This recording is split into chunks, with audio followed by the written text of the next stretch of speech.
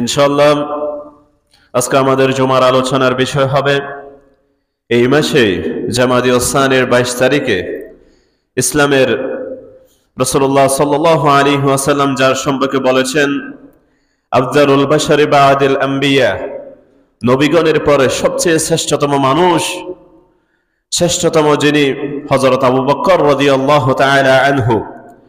তিনি এই মাসের এই 22 তারিখ, আজকে হচ্ছে 17 তারিখ, অর্থাৎ আর 5 দিন পরে হযরত আবু বকর রাদিয়াল্লাহু তাআলা আনহুর ওফাত দিবস, তিনি ইন্তেকাল করেছেন। সেজন্য অন্ততপক্ষে জুমার দুইটি আলোচনায় আবু বকর সিদ্দিক রাদিয়াল্লাহু তাআলা আনহু সম্পর্কে আলোচনা করা এটা হক, এটা আবশ্যক। কারণ তিনি ইসলামের এত অবদান রেখেছেন। আমরা যদি সিরাতের কিতাব পাঠ করি, ইতিহাসের কিতাব পাঠ করি, দেখি আবু বকর সিদ্দিক রাদিয়াল্লাহু তাআলা আনহুর জীবনীতে কত বিশাল, ইসলামের জন্য তার কত ত্যাগ। ইনশাআল্লাহ আজকে আমাদের জুমার আলোচনার বিষয় হবে হযরত আবু বকর সিদ্দিক রাদিয়াল্লাহু তাআলা আনহুর জীবনী। ইনশাআল্লাহ আমরা দুই জুমায় আলোচনা করব এটা। আজকে আমরা আলোচনা করব আবু বকর সিদ্দিক রাদিয়াল্লাহু তাআলা আনহুর খেলাফত গ্রহণ করার পূর্ব সময় পর্যন্ত। সর্বপ্রথম আবু বকর সিদ্দিক রাদিয়াল্লাহু তাআলা আনহুর নাম এবং উপাধি সম্পর্কে আমরা জানি, স্টেপ বাই স্টেপ জানবো আমরা। আবু বকর রাদিয়াল্লাহু তাআলা আনহুর নাম ছিল আব্দুল্লাহ। তার উপাধি হচ্ছে যে as-সিদ্দিক, আতিক। এগুলো হলো আবু বকর সিদ্দিক রাদিয়াল্লাহু, আমরা বলি না আবু বকর as-সিদ্দিক বলি না, উপনাম বা ডাক নাম কুনিয়াত আবু বকর বলা হয়। এবং পিতার নাম ছিল ওসমান, আর কুনিয়াত ছিল আবু কুহাফা। এবং মাতার নাম হচ্ছে সালমা এবং কুনিয়াত হচ্ছে উম্মুল খায়র। আবু বকর রাদিয়াল্লাহু তাআলা আনহুর পিতা মাতার নাম। আবু বকর রাদিয়াল্লাহু তাআলা আনহুর জন্মসাল রাসূলুল্লাহ সাল্লাল্লাহু আলাইহি ওয়াসাল্লামের জন্মের 2 বছর পরে হযরত আবু বকর রাদিয়াল্লাহু তাআলা আনহু দুনিয়ার মধ্যে আগমন করেছেন। এবং আবু বকর সিদ্দিক রাদিয়াল্লাহু তাআলা আনহুর আকার আকৃতি, হযরত আবু বকর সিদ্দিক রাদিয়াল্লাহু তাআলা আনহু ছিলেন উজ্জ্বল গৌরবর্ণের এবং প্রশস্ত ললাট বিশিষ্ট ছিলেন হযরত সিদ্দিক আকবর রাদিয়াল্লাহু তাআলা আনহু। শেষ বয়সে তার চুলগুলো সাদা হয়ে গিয়েছিল এবং তিনি মেহেদির খিজাব লাগাতেন। এবং আবু বকর সিদ্দিক রাদিয়াল্লাহু তাআলা আনহুর অন্তর ছিল বিশাল এবং দয়ালু, বেশি স্নেহশীল ছিলেন তিনি মানুষের প্রতি, হযরত আবু বকর সিদ্দিক রাদিয়াল্লাহু তাআলা আনহু। আসুন চরিত্র এবং বৈশিষ্ট্য হযরত আবু বকর রাদিয়াল্লাহু তাআলা আনহু। জাহেলি যুগে তার চরিত্র কি ছিল? জাহেলি যুগের মধ্যে কুরাইশ সম্প্রদায়ের মধ্যে বিজ্ঞ ব্যক্তি যারা ছিল, জ্ঞানী ব্যক্তি যারা ছিল, তাদের মধ্যে হযরত আবু বকর সিদ্দিক রাদিয়াল্লাহু তাআলা আনহু ছিলেন অন্যতম। তিনি আরবদের নসব তথা বংশীয় জ্ঞানের সবচেয়ে শ্রেষ্ঠতম পণ্ডিতদের মধ্যে অন্যতম ছিলেন। এবং তার কাব্য প্রতিভাও ছিল হযরত আবু বকর রাদিয়াল্লাহু তাআলা আনহু, এবং অত্যন্ত বিশুদ্ধ প্রাঞ্জল আরবি ভাষাভাষী তিনি অধিকারী ছিলেন। এবং হযরত আবু বকর রাদিয়াল্লাহু তাআলা আনহু তার গোত্রের মধ্যে অত্যন্ত জনপ্রিয় ছিলেন।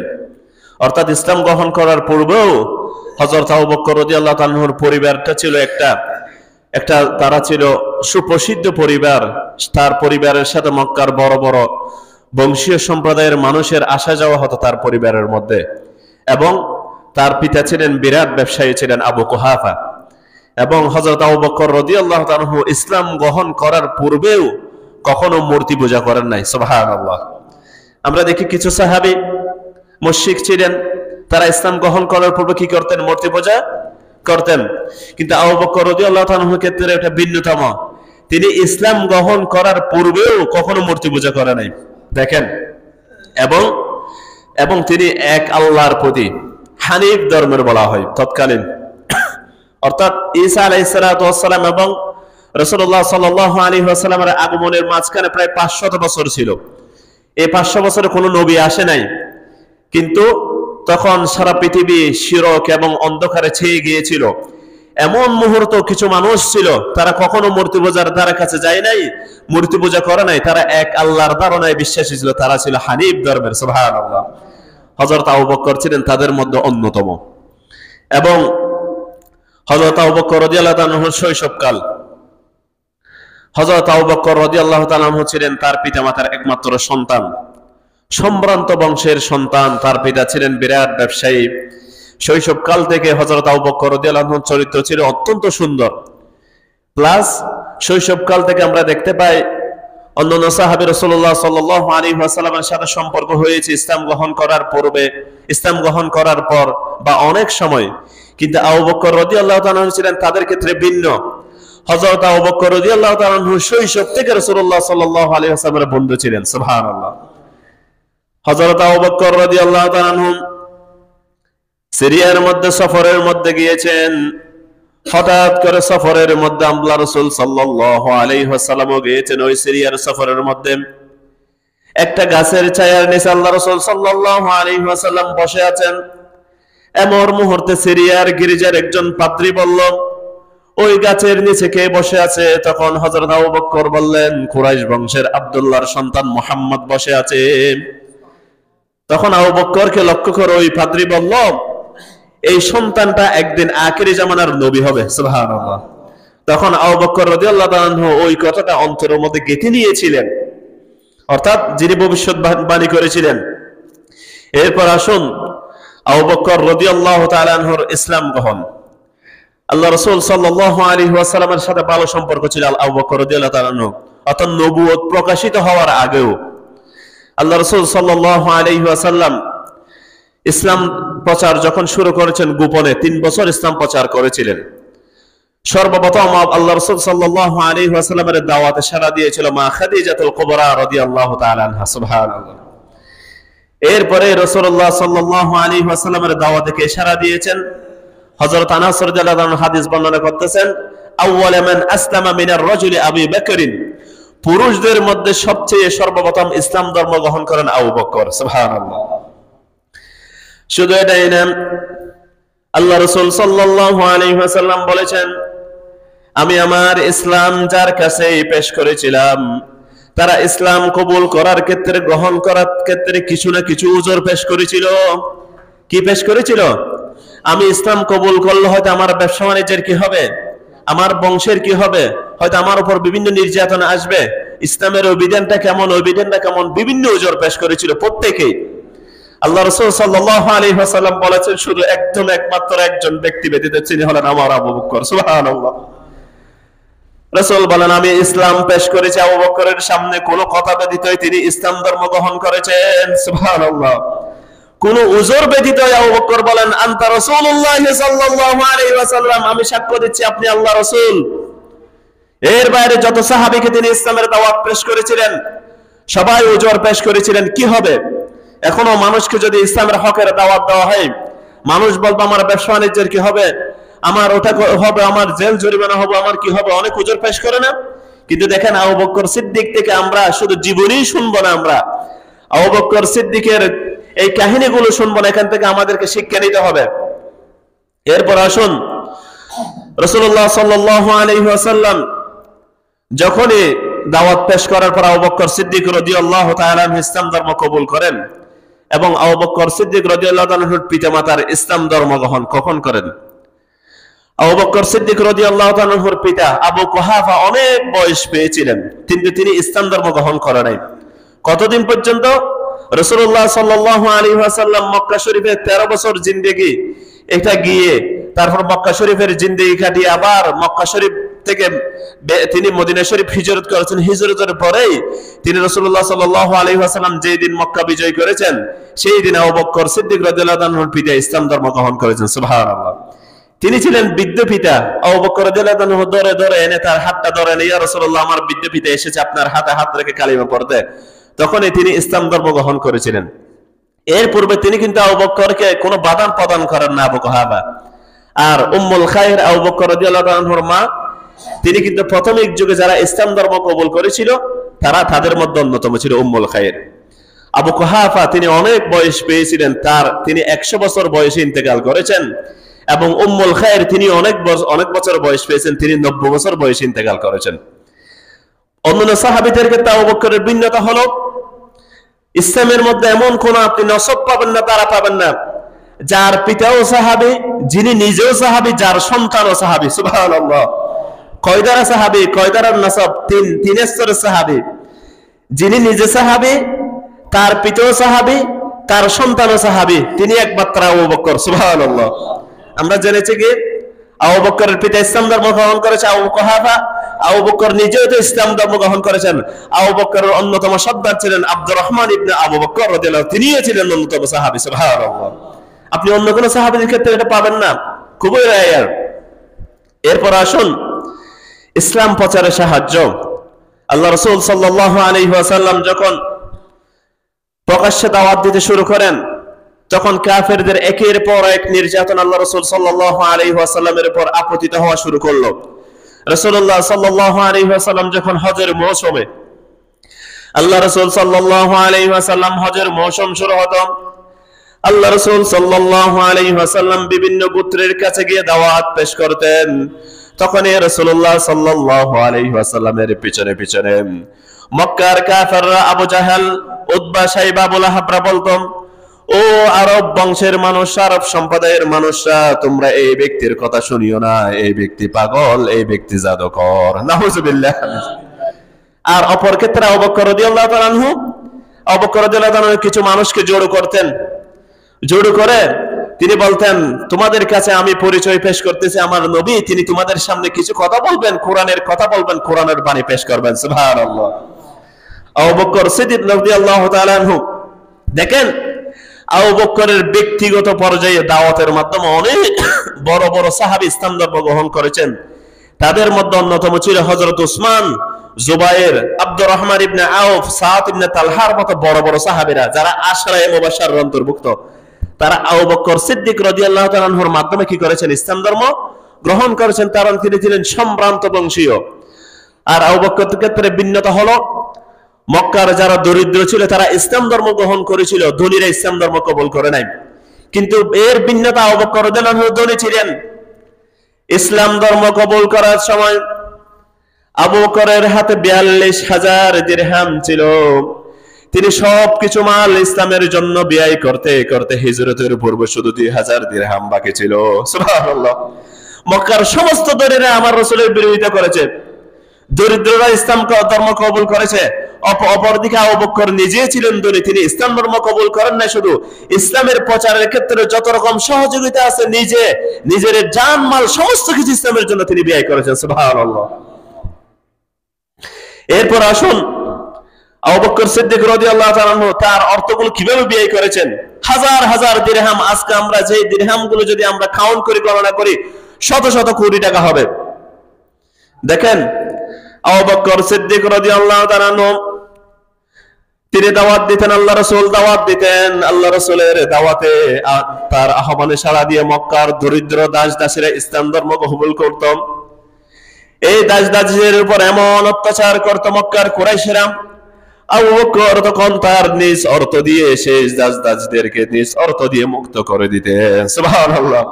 তাদের মধ্যে বেলাল ইবনে রবিয়া রাদিয়াল্লাহু তাআলা আনহু, বেলাল রাদিয়াল্লাহু তাআলা আনহুকে মুক্ত করেছিলেন কে জানেন?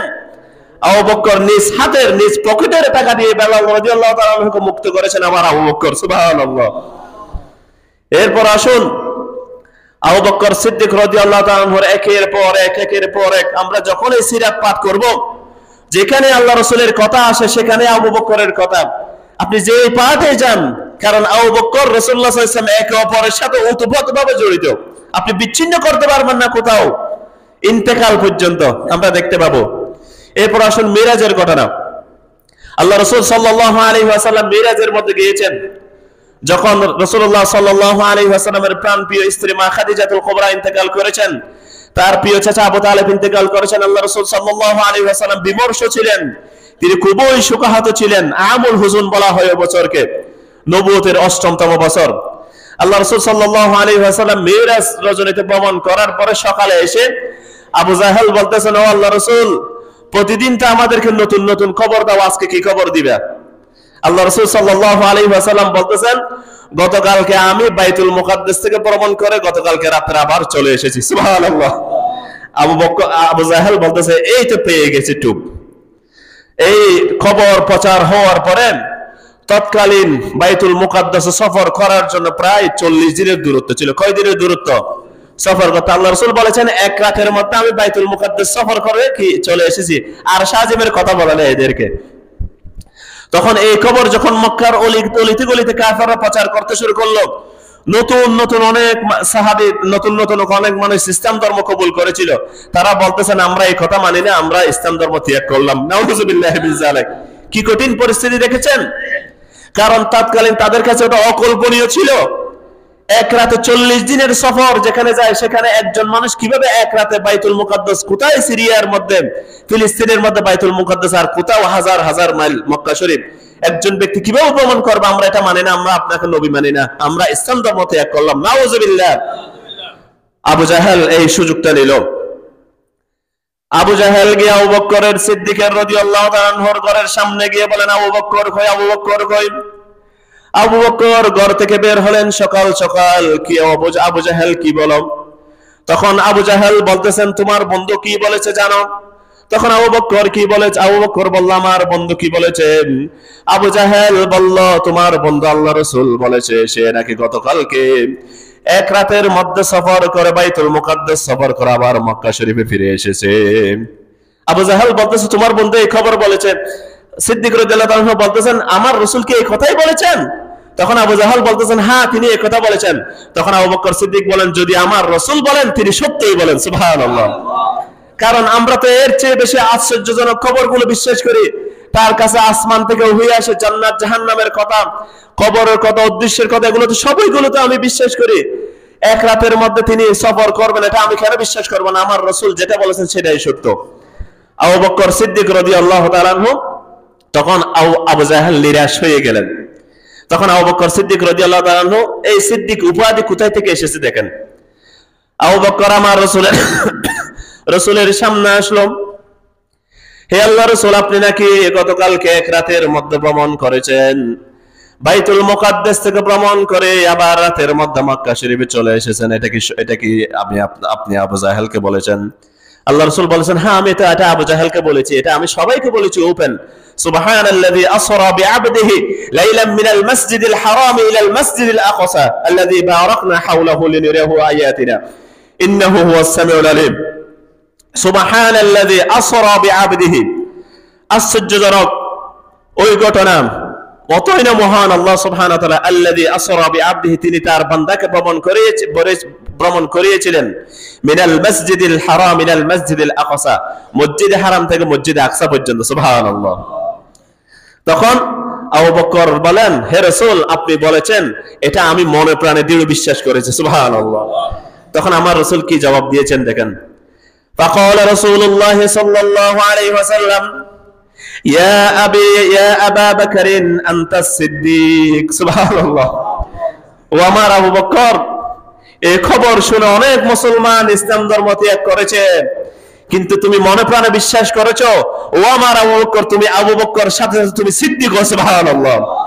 সিদ্দিক বলা হয় যেটা হলো নবীগণের পরে সবচেয়ে শ্রেষ্ঠতম স্তর, সেটা হলো সিদ্দিকদের স্তর। সুবহানাল্লাহ। এখান থেকে আমরা আবু বকর সিদ্দিক বলি। দেখেন, এবার আসুন হিজরতের সঙ্গী হিসেবে আবু বকর রাদিয়াল্লাহু তাআলা আমার রাসূলের সাহাবীদের উপর একের পর এক নির্যাতন, একের পর এক কুরাইশদের নির্যাতন। অনেক সাহাবী মদিনা শরীফের মধ্যে হিজরত করেছেন। আবু বকর বলেন, ও আমার রাসূল আমাকেও হিজরতের অনুমতি দেন। আল্লাহ রাসূল সাল্লাল্লাহু আলাইহি ওয়াসাল্লাম বলতেছেন, আবু বকর তুমি একটু অপেক্ষা করো, হয়তো আল্লাহ সুবহানাহু ওয়া তাআলা তোমার জন্য কোনো সঙ্গীর ব্যবস্থা করবেন। আবু বকর রাদিয়াল্লাহু তাআলা একদিন হঠাৎ দুপুরে ঘরের মধ্যে বসে আছেন, মা আয়েশা বলতেছেন, হঠাৎ করে রাসূলুল্লাহ সাল্লাল্লাহু আলাইহি ওয়াসাল্লাম আগমন করতেছেন। আল্লাহ রাসূল সাল্লাল্লাহু আলাইহি ওয়াসাল্লাম প্রায় সময় আবু বকর সিদ্দিক রাদিয়াল্লাহু আনহু ঘরের মধ্যে যেতেন, যাওয়া আসা হতো। সিদ্দিক রাদিয়াল্লাহু আনহু বলতেছেন, হঠাৎ করে আমার রাসূল দুপুরের মধ্যে আগমন করতেছেন, এই সময় তো নিশ্চয়ই কোনো ঘটনা ঘটেছে। আল্লাহ রাসূল সাল্লাল্লাহু আলাইহি ওয়াসাল্লাম তাড়াতাড়ি আবু বকর সিদ্দিকের ঘরের মধ্যে গেলেন, গিয়ে বলতেছেন, তোমার বাড়ির মধ্যে যারা আছে তাদেরকে সরিয়ে দাও। আবু বকর বলতেছেন, আমার রাসূল আমার বাড়ির মধ্যে আমার দুই কন্যা সন্তান রয়েছে, আয়েশা এবং আসমা, এরা ছাড়া আর কেউ নেই। তখন আল্লাহ রাসূল সাল্লাল্লাহু আলাইহি ওয়াসাল্লাম বলতেছেন, আল্লাহ তাআলা আমাকে হিজরতের অনুমতি দিয়েছে। আল্লাহ তাআলা আমাকে কি দিয়েছে? হিজরতের অনুমতি দিয়েছে। তখন আবু বকর সিদ্দিক রাদিয়াল্লাহু তাআলা আনহু বলতেছেন, ও রাসূল সাল্লাল্লাহু আলাইহি ওয়াসাল্লাম আমি কি আপনার সাথে যেতে পারবো? তখন আল্লাহ রাসূল সাল্লাল্লাহু আলাইহি ওয়াসাল্লাম বলতেছেন, ও আমার আবু বকর তুমি আমার সাথে হিজরতের সঙ্গী হবে। সুবহানাল্লাহ। মা আয়েশা সিদ্দিকা বলতেছেন, একজন মানুষ খুশি হয়ে এত কান্না করতে পারো? এই দিন আমি আমার বাবাকে দেখেছি এত কান্না করতেছেন। আনতা সুহবাতি ইয়া রাসূলুল্লাহ, আনতা সুহবাতি ইয়া রাসূলুল্লাহ। ও আল্লাহর রাসূল, আপনার সঙ্গ আমি খুবই আনন্দিত। আপনার সঙ্গে হতে পারে, হিজরতের সঙ্গে হতে পারে। আনতা সুহবাতি ইয়া রাসূলুল্লাহ সাল্লাল্লাহু আলাইহি ওয়াসাল্লাম। ও আল্লাহর রাসূল, আপনার সঙ্গ পেয়ে আমি খুবই খুশি। রাসূলুল্লাহ সাল্লাল্লাহু আলাইহি ওয়াসাল্লাম মক্কার কাফেররা ঘিরে বসে আছেন। আল্লাহ রাসূল সাল্লাল্লাহু আলাইহি ওয়াসাল্লাম বের হয়ে গেছেন, দেখতেছেন মক্কার কাফেররা দাঁড়িয়ে আছেন। আল্লাহ রাসূল সাল্লাল্লাহু আলাইহি ওয়াসাল্লাম কিছু ধুলাবালি নিলেন। ধুলাবালি নিয়ে ওয়া মা খালফিহিম মিন সাদ্দিন, আল্লাহ রাসূল সাল্লাল্লাহু আলাইহি ওয়াসাল্লাম আয়াতটা তেলাওয়াত করলেন। আমি তাদের সামনে এবং পিছনে প্রাচীর সৃষ্টি করেছি। এটা বলে আল্লাহ রাসূল সাল্লাল্লাহু আলাইহি ওয়াসাল্লাম এভাবে নিক্ষেপ করলেন, ওয়া মা রামাইতা ইয রামাইতা ওয়ালাকিন্নাল্লাহ রামা। ও রাসূল, এই ধুলাবালি আপনি নিক্ষেপ করেন নাই, বরং আল্লাহ তাআলাই নিক্ষেপ করেছেন। সুবহানাল্লাহ। ধুলাবালি নিক্ষেপ করার পরে তারা তাদের চোখগুলো এভাবে করতেছে। আল্লাহ রাসূল সাল্লাল্লাহু আলাইহি ওয়াসাল্লাম ফাঁক দিয়ে বের হয়ে গেছেন। আবু বকরের সিদ্দিকের ঘরের মধ্যে গিয়ে আবু বকরকে ডাকলেন। আবু বকর বলেন, আমি যেদিনে আপনি হিজরতের কথা বলেছেন দুইটা উট ক্রয় করে নিয়েছিলাম। ও রাসূল, চলুন, একটাতে আপনি আরোহণ করুন আর একটাতে আমি। আবু বকর সিদ্দিক রাদিয়াল্লাহু আনহু পথ চলতেছেন, হিজরতের পথ। মরুভূমির মধ্যে, দুদু মরুভূমির মধ্যে আবু বকর সিদ্দিক কখনো আগে কখনো পিছে। আল্লাহ রাসূল বলেন, ও আমার সিদ্দিক, তুমি এরকম করতেছো কেন? আবু বকর সিদ্দিক আবু বকর বলেন, ও আল্লাহ রাসূল, আমি নিজের জানের ভয়ে কখনো আগে সামনে যাচ্ছি না, কখনো পিছে যাচ্ছি না। আমি আপনার জানের ভয়ে মনে করি শত্রু কখনো পিছন দিকে আসতেছে, সেজন্য আমি পিছন দিকে যাই। আবার আমি মনে করি শত্রু সামনে দিয়ে আসতেছে, সেজন্য আমি সামনে যাই। যখন এই শত্রু সামনে দিয়ে আসবে আমাকে আক্রমণ করবে, যখন এই শত্রু পিছন দিয়ে আসবে তখনই আমাকে আক্রমণ করবে। সেজন্য আমি আবু বকর কখনো সামনে কখনো পিছনে দৌড়াদৌড়ি করতেছি। সুবহানাল্লাহ। মহব্বত দেখেছেন? এগুলোকে বলা হয় মহব্বত। হাযিহি মুহাব্বতু রাসূলুল্লাহ সাল্লাল্লাহু আলাইহি ওয়াসাল্লাম। এটাই হলো আল্লাহ রাসূল সাল্লাল্লাহু আলাইহি ওয়াসাল্লামের মহব্বত। শুধু মুখের বুলি ওড়ানো এটা মহব্বত না, নিজের জান, নিজের মাল সমস্ত কিছু বিসর্জন দেওয়া, এটাই হলো আল্লাহ রাসূলের মহব্বত। ঠিক কিনা? আবু বকর সিদ্দিক রাদিয়াল্লাহু তাআলা আনহু, উমর রাদিয়াল্লাহু তাআলা আনহু বলতেছেন, হায় আমার আফসোস। আবু বকরের কথা যখন এই উঠতো উমর রাদিয়াল্লাহু তাআলা আনহু তখন এই কান্না শুরু করে দিতেন। উমর বলেন, আমার আফসোস, যদি আমার সমগ্র জীবনের আমল আবু বকরের এক রাতের আমলের বিনিময় হতো তাহলে আমি উমর সৌভাগ্যবান হয়ে যেতাম। সুবহানাল্লাহ। উমর বলেন, সেই রাতের কোন আমল?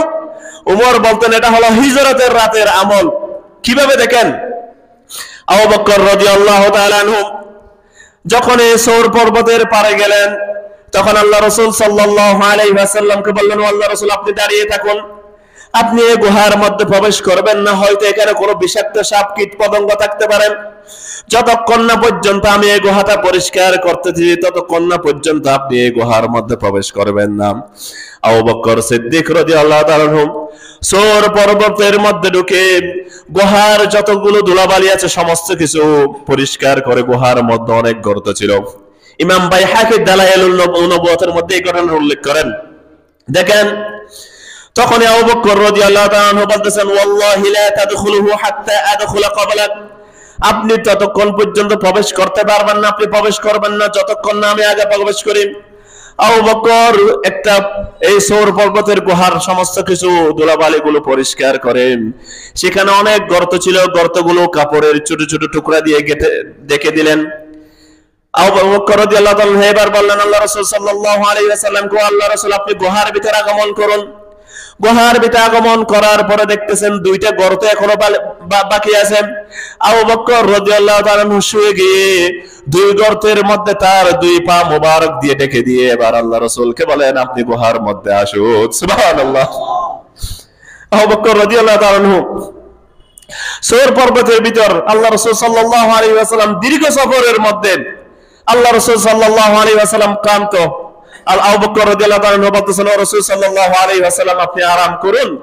রাসূলুল্লাহ সাল্লাল্লাহু আলাইহি ওয়াসাল্লাম আবু বকর সিদ্দিক রাদিয়াল্লাহু তাআলা আনহুর রাত মোবারকের উপর নিজের মাথা মোবারক রেখে আল্লাহ রাসূল সাল্লাল্লাহু আলাইহি ওয়াসাল্লাম ঘুমিয়ে গেছেন। হঠাৎ করে আবু বকর রাদিয়াল্লাহু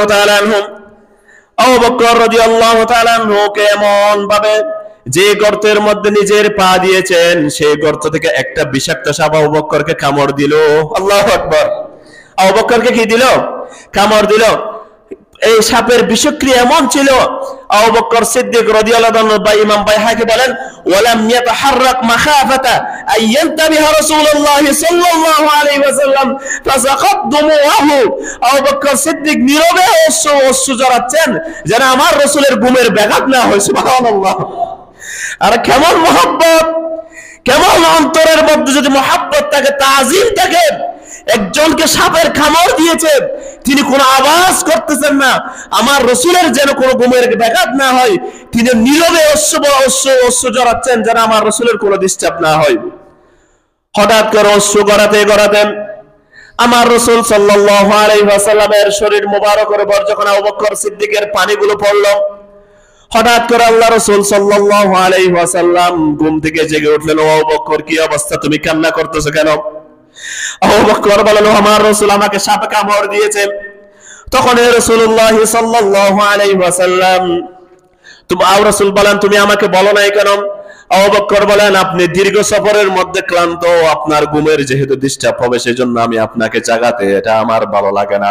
সুবহানাল্লাহ। এরপরে দেখেন আল্লাহ রাসূল সাল্লাল্লাহু আলাইহি ওয়াসাল্লাম কি করলেন? লুদিকতু ফিদাকা আবি ওয়া উম্মি فتفال رسول الله صلى الله عليه وسلم فذاب ما يجده ثم انتقد عليه। তখন রাসূলুল্লাহ সাল্লাল্লাহু আলাইহি ওয়াসাল্লাম নিজের থুতু মুবারক দিয়ে যে স্থানের মধ্যে আবু বকরকে সাপে দংশন করেছিল ওই স্থানে মালিশ করে দিলেন, বিষক্রিয়াগুলো দূর হয়ে গেল, আবু বকর সুস্থ হয়ে গেল। সুবহানাল্লাহ, সুবহানাল্লাহ। এরপরে দেখেন এখানে থেমে থাকে নাই, কুরাইশরা ঘোষণা করেছিল রাসূলুল্লাহ সাল্লাল্লাহু আলাইহি ওয়াসাল্লামকে না পেয়ে এবং আবু বকর সিদ্দিককে না পেয়ে কুরাইশরা বলতেছেন যে আবু বকরকে ধরতে পারবে 100টা উট, যে আল্লাহ রাসূলকে ধরতে পারবে 100টা উট। সবাই তন্ন তন্ন হয়ে খুঁজতেছে। এমন মুহূর্তে কুরাইশরা সূর পর্বতের পাশের মধ্যে চলে এসেছে। আবু বকর তখন বলেন নিজের ঘটনা, নাযারাতু ইলা আকদামিল মুশরিকিন, আমি তখন মুশরিকদের পা গুলো দেখতে থাকলাম। আলা রুউসিনা ওয়া নাহনু ফিল গার, আমাদের মাথার উপর তাদের পা গুলো ছিল আর আমরা দুইজন গর্তের মধ্যে ছিলাম। ফাকুলতু ইয়া রাসূলুল্লাহ সাল্লাল্লাহু আলাইহি ওয়াসাল্লাম লাউ আন্না আহাদুহুম নাযারা ইলা কদামাইহিম, ও আমার রাসূল, তারা কেউ যদি তাদের নিজের পায়ের নিচে যদি একটু করে খেয়াল করে তাকায় তাহলে আমাদেরকে দেখতে পারবে, আমাদের কি হবে? সুবহানাল্লাহ। আবু বকর আমাদের বলতেছেন আপনার কি হবে? নিজের জানের জন্য তিনি কোনো পরোয়া করে নাই, যেটার প্রমাণ আমরা দেখতে পেয়েছি। তিনি আল্লাহ রাসূল সাল্লাল্লাহু আলাইহি ওয়াসাল্লামের জান মুবারকের জন্য শঙ্কিত ছিলেন। এখন আপনার কি হবে? আমি হাজার আবু বকর যদি চলে যায় ইসলামের কিছু হবে না রাসূল, আপনাকে তো তারা এখনই যদি তারা পায়ের নিচে তাকায় আপনাকে ধরে ফেলবে, কি হবে এখন? তখন রাসূলুল্লাহ সাল্লাল্লাহু আলাইহি ওয়াসাল্লাম সেই বিখ্যাত উক্তি করেছিলেন, ইয়া আবা বকর মা যান্নুকা বিইসনাইনিল্লাহি সালিসাহুমা, ও আবু বকর তোমার ধারণা কি ওই দুইজনের সাথে তিনজন একজন সঙ্গী আছেন, সেই সঙ্গী হলেন আল্লাহ। সুবহানাল্লাহ। বিপদের মুহূর্তে সাহায্য চেয়েছেন কার কাছে? কার কাছে সাহায্য চেয়েছেন? উদউনি আস্তাজিব লাকুম, যখনই আমাকে ডাকা আমি তোমাদের ডাকে সাড়া দিব, সেজন্য আল্লাহর কাছে সাহায্য চাইতে হবে, ঠিক কি না? তখন আল্লাহ রাসূল বলেন, ও আমার আবু বকর তোমার কি ধারণা যে দুইজনের সঙ্গে তিনজন রয়েছে, তাদের মধ্যে তৃতীয় জন হলেন আল্লাহ সুবহানাহু ওয়া তাআলা। সুবহানাল্লাহ। এটার ইঙ্গিতে আল্লাহ সুবহানাহু ওয়া তাআলা দেখেন, আল্লাহ সুবহানাহু ওয়া তাআলা বলতেছেন, ইয ইয়াকুলু লিসাহিবিহি লা তাহজান ইন্নাল্লাহা মা'ানা, এই কথাটা আল্লাহ সুবহানাহু ওয়া তাআলা কোরআন শরীফের মধ্যে কোট করেছেন। সুবহানাল্লাহ। যখন সে তার সঙ্গীকে বলল লা তাহজান, তুমি চিন্তিত হয়ো না, ইন্নাল্লাহা মা'ানা, নিশ্চয়ই আল্লাহ তাআলা আমাদের সঙ্গে রয়েছে। সুবহানাল্লাহ। এরপর আসুন, এরপরে সর পর্বত থেকে উঠে আবু বকর রাদিয়াল্লাহু তাআলা এবং রাসূলুল্লাহ সাল্লাল্লাহু আলাইহি ওয়াসাল্লাম হিজরত করলেন। ঘটনা সংক্ষিপ্ত করতেছি যেহেতু অনেক ঘটনা রয়েছে। আবু বকর আল্লাহ রাসূল প্রত্যেকটি ঘটনার সাথে ওতপ্রোতভাবে জড়িত। ওমর রাদিয়াল্লাহু তাআলা বলতেছেন, আমার জীবনের সমস্ত আমল যদি আবু বকর সিদ্দিকের এক রাতের আমলের বিনিময়ে যদি আমি দিতে পারতাম, তাহলে আমার জীবনের সমস্ত আমলগুলো আমি দিয়ে দিতাম হিজরতের রাতের বিনিময়ে। সুবহানাল্লাহ। আবু বকরের আমলগুলো এত গুরুত্বপূর্ণ ছিল, দেখেন এক রাতের আমল। লাউ কানা নাবিয়্যা বা'দি লাকানা উমর, যদি আমার পরে যদি কেউ নবী হতো সেটা হতো উমর। এই উমরের সমগ্র জীবনের আমল বলতেছেন, উমর বলতেছেন আমি এক রাতের বিনিময়ে দিয়ে দিব, সেটা হলো হিজরতের রাতের আমল। সুবহানাল্লাহ। এটাই হলো আমাদের আবু বকরের আমল। এরপর বদরের যুদ্ধ শুরু হয়ে গেছে। বদরের যুদ্ধ, উহুদের যুদ্ধ, তাবুকের যুদ্ধ সব করে আল্লাহ রাসূলের সঙ্গে ছিলেন। বদরের যুদ্ধের মধ্যে আবু বকর সিদ্দিক রাদিয়াল্লাহু তাআলা আনহুকে তার আব্দুর রহমান বলছেন আমরা রাদিয়াল্লাহু আনহু, তিনি পরে ইসলাম ধর্ম গ্রহণ করেছেন বদরের যুদ্ধের পরে। বদরের যুদ্ধের পরে তিনি যখন ইসলাম কবুল করেছেন, তখন আব্দুর রহমান বলতেছেন, ও আমার পিতা, বদরের যুদ্ধের সময় আমি কাফের ছিলাম, আমার সামনে আপনি যুদ্ধ করার সময় আমার সামনে আপনি অনেকবার পড়েছেন, আমি চাইলে আপনাকে হত্যা করে ফেলতাম, মানে এই সুযোগ আমার ছিল কিনা, কিন্তু আমি আপনাকে পিতা হিসেবে হত্যা করে নাই। তখন আবু বকর বলেন কি, দেখেন কি জবাব দিলেন, ও আব্দুর রহমান, তুমি আমার সন্তান, বদরের ওই মুহূর্তে যদি তুমি আমার সামনে পড়তা, তাহলে তুমি আমার সন্তান, এটা আমি দেখতাম না, আমি তোমাকে কতল করে ফেলতাম আমার ইসলামের জন্য। সুবহানাল্লাহ। এটাই ইসলামের মহব্বত, আল্লাহ রাসূলের মহব্বত। তাবুক অভিযান, আল্লাহ রাসূল সাল্লাল্লাহু আলাইহি ওয়াসাল্লাম দীর্ঘ সফর, তাবুকের মধ্যে লড়াই করবেন। আল্লাহ রাসূল সাল্লাল্লাহু আলাইহি ওয়াসাল্লাম সাহাবীদের সামনে ভাষণ দিলেন। দীর্ঘ গরমের সফরের মধ্যে অনেক সম্পদের প্রয়োজন। আমার সাহাবীরা, তোমরা যার যতটুকু সামর্থ্য সম্পদ নিয়ে আসো, যার যতটুকু সম্পদ আমার সামনে সম্পদ নিয়ে আসো।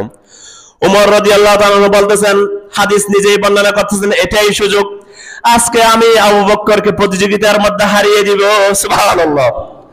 উমর রাদিয়াল্লাহু তাআলা বলতেছেন, আমারানা রাসূলুল্লাহ সাল্লাল্লাহু আলাইহি ওয়াসাল্লাম আন নাতাসাদদাকা, রাসূল সাল্লাল্লাহু আলাইহি ওয়াসাল্লাম আমাদেরকে সদকার আদেশ করেছেন। ওয়া আওফাকা যালিকা ইনদি মালান ফাকুলতু আল ইয়াউমা আসবিগু আবু বকর, আজকে আমি আবু বকরকে হারিয়ে দিব, আজকে আমি আবু বকরকে কি দিব, হারিয়ে দিব। মহিলারা তাদের স্বর্ণ অলংকারগুলো দিতে থাকলো, সাহাবীরা সম্পদকে সম্পদ আনতে লাগলো, সম্পদের স্তূপ হয়ে গেল। ওমর রাদিয়াল্লাহু তাআলা বলতেছেন, ফাজিতু বিনিসফি মালি, আমি আমার জীবনের সমগ্র আয়গুলোকে দুই ভাগে ভাগ করলাম। মনে করেন আমার ব্যাংকের মধ্যে 1 কোটি টাকা রয়েছে, আমি 50 লক্ষ টাকা নিয়ে আসলাম ওই যুদ্ধের জন্য। সুবহানাল্লাহ। ইসলামের জন্য সাহাবীদের ত্যাগগুলো দেখেন ওমর ভাইয়েরা, আমি আপনি কি ত্যাগ করেছি, কি স্যাক্রিফাইস করেছি আমি আপনি। ওমর বলতেছেন, আমার জীবনের সমগ্র জীবনের আয়কে আমি 2 ভাগ করলাম, 1 ভাগ আমি নিজের জন্য রাখলাম, আর 1 ভাগ যত সম্পদ যত টাকা রয়েছে আমি তাবুক যুদ্ধের জন্য নিয়ে আসলাম। ওমর হাফ হাফ করে আসতেছেন, আজকে আমি আবু বকরকে হারিয়ে দেব, অনেক সম্পদ এনেছি আমি। ওমর বলেন, ফাজিতু বিনিসফি মালি, আমি আর সম্পদের অর্ধেক আনলাম। ফাকালা রাসূলুল্লাহ সাল্লাল্লাহু আলাইহি ওয়াসাল্লাম, রাসূল বলেন, আমার আবু বকর কই? আবু বকর রাদিয়াল্লাহু তাআলা আনহু আসলেন, হাতের মধ্যে কিছু পুটলি নিলেন, পুটলির মধ্যে কিছু ফাটা কাপড় আর কিছু অল্প সম্পদ রয়েছে। আবু বকর রাদিয়াল্লাহু তাআলা আনহু ছোট মনে এই সম্পদগুলো আল্লাহ রাসূলের সামনে রাখলেন। সুবহানাল্লাহ। উমরকে বলতেছেন, আল্লাহ রাসূল, উমর তুমি কি এনেছো? উমর বলতেছেন, আল্লাহ রাসূল সাল্লাল্লাহু আলাইহি ওয়াসাল্লাম, আমি আমার সমগ্র জীবনের আয়ের অর্ধেক আমি আপনার জন্য যুদ্ধের জন্য এনেছি। তখন আবু বকর রাদিয়াল্লাহু তাআলা আনহুকে বললেন, ও আমার আবু বকর, তুমি কি এনেছো? তখন আবু বকর সিদ্দিক রাদিয়াল্লাহু তাআলা আনহু বলতেছেন, ও আল্লাহর রাসূল সাল্লাল্লাহু আলাইহি ওয়াসাল্লাম, দেখেন ছোট্ট পুতলির মধ্যে আমি কিছু সম্পদ এনেছি, আমার ঘরের মধ্যে আর কোনো কিছু সম্পদ নেই, আমি আমার জন্য আমি আপনার জন্য এই তাবুকের যুদ্ধের জন্য সমস্ত সম্পদ নিয়ে এসেছি আল্লাহর রাসূল সাল্লাল্লাহু আলাইহি ওয়াসাল্লাম। সুবহানাল্লাহ। তখন আল্লাহর রাসূল সাল্লাল্লাহু আলাইহি ওয়াসাল্লাম বলেন, মা আবকিকা লিআহলিকা ইয়া আবু বকর, পরিবারের জন্য কি রেখে এসেছো? তুমি অল্প সম্পদ এনেছো, তোমার কাছে তো কিছু নেই, পরিবারের জন্য কি এনেছো আবু বকর? তখন আবু বকর বলেন, ইয়া রাসূলুল্লাহ সাল্লাল্লাহু আলাইহি ওয়াসাল্লাম, লাহুমুল্লাহু ওয়া রাসূলুহু, আমি আমার পরিবারের জন্য আল্লাহকে রেখে এসেছি, আমার রাসূলকে রেখে এসেছি। সুবহানাল্লাহ। সুবহানাল্লাহ। হাদিহি মুহাব্বত রাসূলুল্লাহ সাল্লাল্লাহু আলাইহি ওয়াসাল্লাম। ইসলামের জন্য মুহাব্বত, আল্লাহ রাসূলের জন্য মুহাব্বত, এটাই ছিল আমার আবু বকরের মুহাব্বত। সুবহানাল্লাহ। আবু বকর বলেন, ও আমার রাসূল, আমি আমার জীবনের যত সম্পদ ছিল সবগুলো আমি ইসলামের জন্য দিয়ে এসেছি। এখন আমার পরিবারের মধ্যে অবশিষ্ট কিছু নেই, ছোট্ট পুত্রীর মধ্যে যা কিছু আছে সবকিছু নিয়ে এসেছি। আর আমার পরিবারের মধ্যে আমি আল্লাহ এবং আল্লাহ রাসূলকে রেখে এসেছি। সুবহানাল্লাহ। তখন আল্লাহ রাসূল সাল্লাল্লাহু আলাইহি ওয়াসাল্লাম একটা ডিক্লারেশন দিলেন। তখন আল্লাহ রাসূল বলেন, আমার আবু বকর যত সম্পদ এনেছে আজকে কেউ এত সম্পদ আনতে পারে না। সুবহানাল্লাহ। তখন উমর রাদিয়াল্লাহু তাআলা আনহু বলেন, উমর কি এনেছেন? তার সম্পদের সবকিছু ভাগ করে অর্ধেক এনেছেন। উমর বলতেছেন, লা আসবিকুহু ইলা শাইইন আবাদান, আমি ওই দিনে শপথ করে বললাম, আমি আবু বকরকে সৎকর্মের মাধ্যমে সৎকর্মের মধ্যে আমি আবু বকরকে কখনো হারাতে পারবো না। সুবহানাল্লাহ, সুবহানাল্লাহ। ওয়া ফি যালিকা ফালইয়াতানাফাসিল মুতানাফিসুন, প্রতিযোগিতা করা উচিত এই জান্নাতের জন্য। সাহাবীদের প্রতিযোগিতা ছিল এগুলো নিয়ে। সুবহানাল্লাহ। এখন আমাদের প্রতিযোগিতা কি? আমি কতটুকু সম্পদ অর্জন করব, আমার ওটা কি হবে, ওটা কি হবে, অমুকের ওটা কেন, আমার ওটা কেন নাই, এটা প্রতিযোগিতা। আর সাহাবীদের প্রতিযোগিতা এখন। সুবহানাল্লাহ। এরপর আসুন, আবু বকর নিজের সমস্ত কিছু বিলিয়ে দিয়েছেন ইসলামের জন্য। ঘটনা সংক্ষেপ করতেছি। আবু বকর সিদ্দিক রাদিয়াল্লাহু আনহু, রাসূল সাল্লাল্লাহু আলাইহি ওয়াসাল্লাম অন্তিম রূপ, আল্লাহ রাসূল সাল্লাল্লাহু আলাইহি ওয়াসাল্লাম, আল্লাহ রাসূল সাল্লাল্লাহু আলাইহি ওয়াসাল্লাম রবিউল আউয়াল মাসের শুরুর দিকে অথবা রবিউল আউয়াল মাসের শুরুর দিকে আল্লাহ রাসূল অসুস্থ হয়ে গেলেন। আল্লাহ রাসূল সাল্লাল্লাহু আলাইহি ওয়াসাল্লাম মসজিদের মধ্যে আর যেতে পারতেছেন না। আল্লাহ রাসূল সাল্লাল্লাহু আলাইহি ওয়াসাল্লাম এত একদম সামর্থ্য ছিল না মসজিদের মধ্যে যাওয়ার জন্য। তখন আল্লাহ রাসূল সাল্লাল্লাহু আলাইহি ওয়াসাল্লামকে একজন ডাকতে ইয়া রাসূলুল্লাহ সাল্লাল্লাহু আলাইহি ওয়াসাল্লাম, আসুন নামাজ পড়ুন। তখন রাসূল সাল্লাল্লাহু আলাইহি ওয়াসাল্লাম বলতেছেন, তোমাদের মধ্যে একজনকে ইমাম নিয়োগ করে দাও। তখন সাহাবীরা কি করলো? ওই দিন আবু বকর রাদিয়াল্লাহু তাআলা উপস্থিত ছিল না, ওমর রাদিয়াল্লাহু তাআলা উপস্থিত ছিল। তারা ওমর রাদিয়াল্লাহু তাআলাকে ইমাম নিযুক্ত করলো। ইমাম নিযুক্ত করার পর ওমর রাদিয়াল্লাহু তাআলার গলার আওয়াজটা একটু বড় ছিল। ওমর রাদিয়াল্লাহু তাআলা কিরাত পড়াচ্ছেন, আল্লাহ রাসূল সাল্লাল্লাহু আলাইহি ওয়াসাল্লাম হুজুরা মুবারক থেকে শুনতেছেন। নামাজ যখন শেষ হলো তখন বলতেছেন, আমার আবু বকর কই, আমার আবু বকর কই। সুবহানাল্লাহ। তখন বলতেছেন, আপনি আবু বকর রাদিয়াল্লাহু আনহু উপস্থিত ছিলেন না।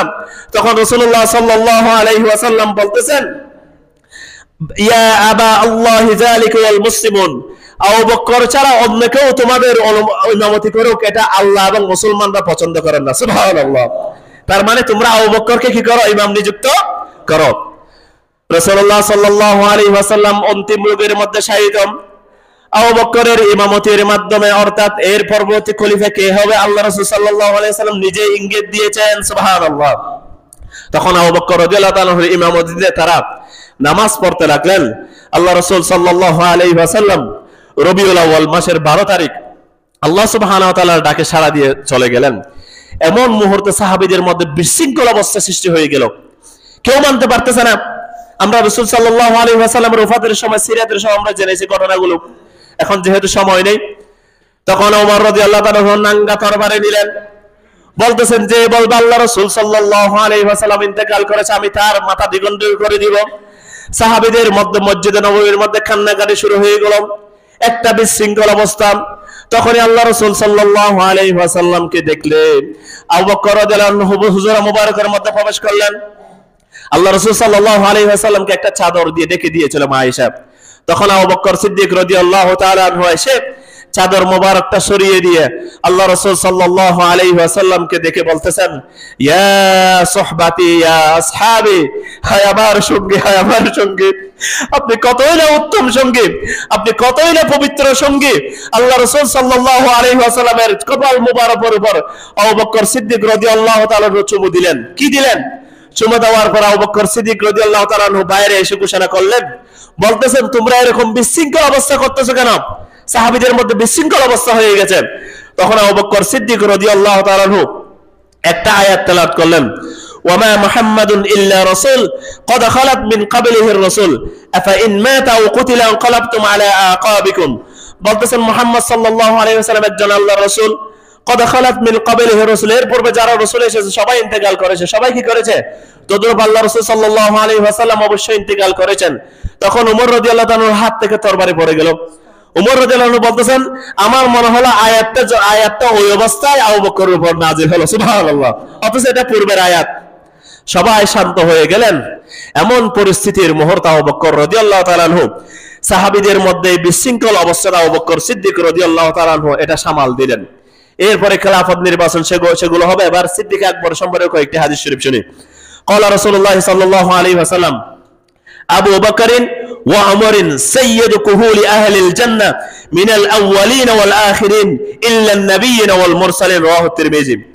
রাসূলুল্লাহ সাল্লাল্লাহু আলাইহি ওয়াসাল্লাম বলতেছেন আবু বকর এবং উমর পূর্বাপর যত বৃদ্ধ মানুষ আছে, বৃদ্ধ ব্যক্তি আছে, সবার সরদার হবে নবী এবং রাসূল ব্যতীত। সুবহানাল্লাহ। জান্নাতের মধ্যে বৃদ্ধদের সরদার কে হবে জানেন? আবু বকর এবং উমর রাদিয়াল্লাহু তাআলা আনহু।